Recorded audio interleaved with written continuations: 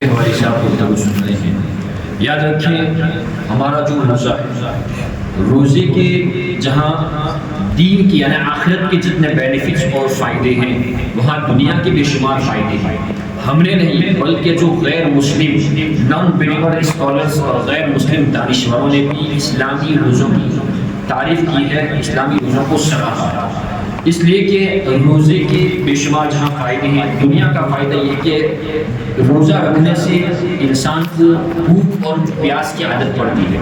روزہ رکھنے سے بھوک اور پیاس کو برداشت کرنے کی انسان کی ہیبٹ بن جاتی ہے، انسان کی بھوک اور پیاس کو برداشت کرنے کی اس کی عادت پڑ جاتی ہے، اور یہ ہیومن بینگ کے لیے ایک انسانی زندگی کے لیے ضروری ہے. روزہ رکھنے سے کہ کھانے پینے کی جو چیزیں ہیں، کھانے پینے کی قدر و قیمت معلوم ہوتی ہے.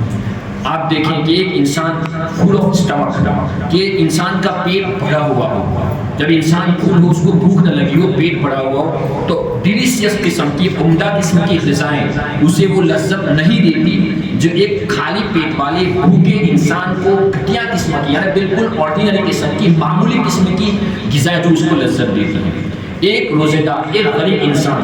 اللہ کے حکم پر جب وہ روزہ رکھتا ہے، دن بھر بھوکا پیاسا رہتا ہے، اور پھر شام کو افطار کے بعد اس کو ایک گلاس پانی، سالن اور سادہ سا نارمل فوڈ کے آرڈینری فوڈ کے چند لقمے جو اس کو جو لذت دیتے ہیں، وہ لذت بادشاہوں کو، شہنشاہوں کو، پرنس کو، کنگ کو کھانے سے بھرے ہزاروں قسم سے سجے دسترخوانوں کے اندر جو لذت نہیں ملتی، ایک روزے دار غریب انسان کو عام قسم کے کھانے میں اس کو جو لذت ملا کرتی ہے. ذالک فضل اللہ یؤتیہ من یشاء، یہ اللہ کا فضل ہے جس پر اللہ فضل فرماتا ہے. ایک بزرگ تھے،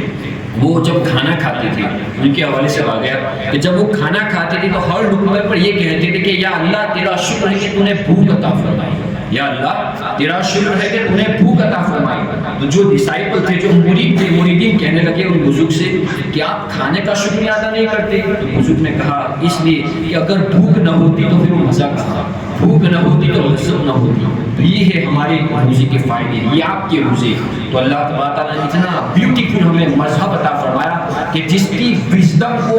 مسلمان تو مسلمان اس روزے کی حکمتوں کو، روزے کے فائدوں سے غیر مسلم بھی حیران ہے. دعا کریں اللہ تبارک تعالیٰ ہم تمام کو ماہ رمضان نصیب عطا فرمائے، اور اس کی جو روح ہے اس ماہ رمضان کی، اللہ روزہ رکھنے کی طاقت بھی عطا فرمائے اور توفیق بھی عطا فرمائے.